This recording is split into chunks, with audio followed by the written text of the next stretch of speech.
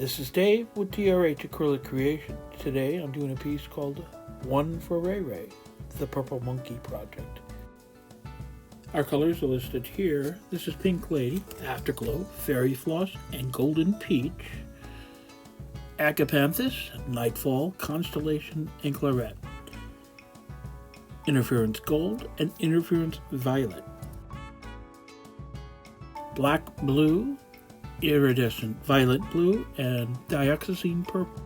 Cell Activators is Titanium White and Dioxizine Purple. If you missed any of that, don't worry about it. It is down in the description. And my pillow painting is going down. That's PPG Multi-Pro in Eggshell.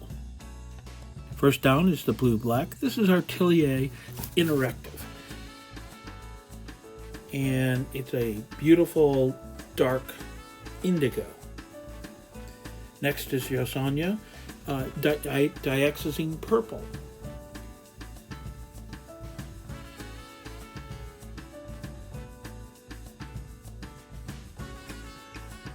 Down is Interference Gold. Interference colors shine when placed against a darker color, and they'll shine as the color gold.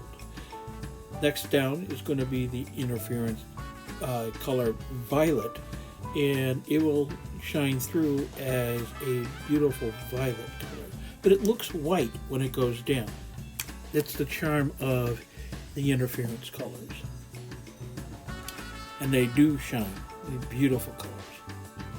Okay, I'm putting down my cell activators on the back of my tool. Spread them out a little bit.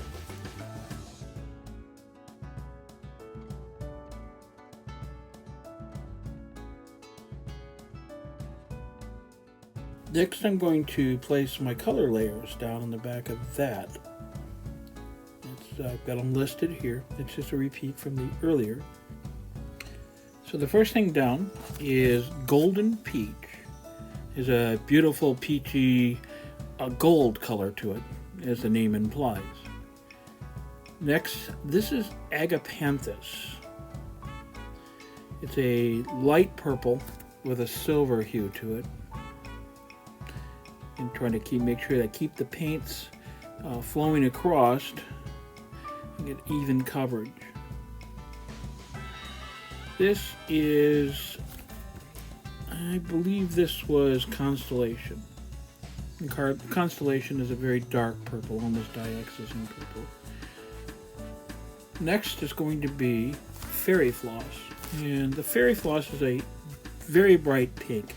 And in Australia, that's what they call cotton candy. So that's the name of the color. This is Claret.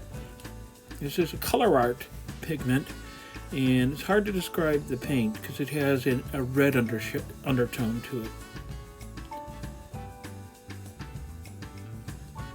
So I decided to double dose on that.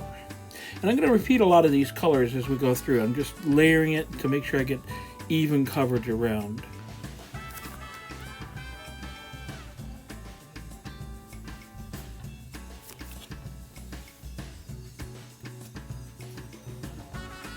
This is probably more paint than I would normally put on the back for a swipe. In fact, this is more paint than I usually use, different color paints that I usually use for my paintings. About this time, I realized I needed to swipe across the dark colors. So I picked up one of my clean tools, and I'm going to create that first spiral across the paint. It also helps so that you can see the iridescence or the interference colors. I'm going to start on the other side and do a swirl across that side. Right now, it's you don't see too much of the cell work going on, but it will open up very quickly. Then you're going to ask what the Purple Monkey Project is all about. Purple Monkey Project is a memorial project that was set up by the family of a little young girl named Ray Ray, or Reagan. She was killed in an accident, and the family has turned their grief into a way of helping their community in setting up scholarships for sports programs and the like among the community. It's a very positive way to approach this tragic loss of a child. You can find out more information on what the project is all about at thepurplemonkeyproject.org. It also invites you to include the hashtag ForceForJoy to spread the word and help support this worthy project.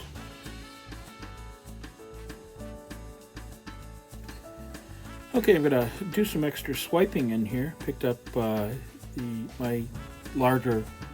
smaller tools. That doesn't make sense, but that's how I think of it.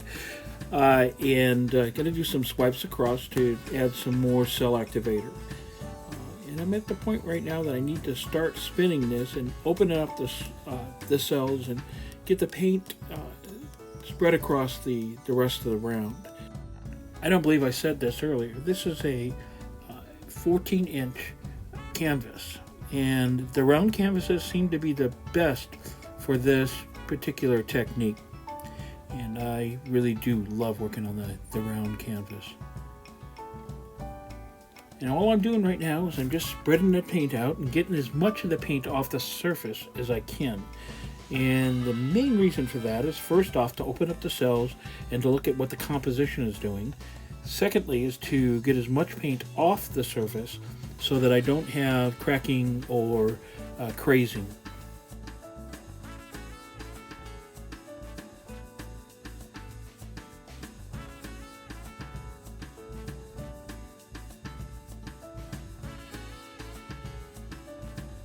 I think we're about ready for the flyover.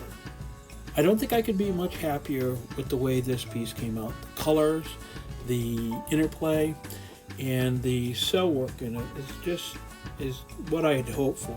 It dried beautifully, and the resin job is as nice as I could have hoped for.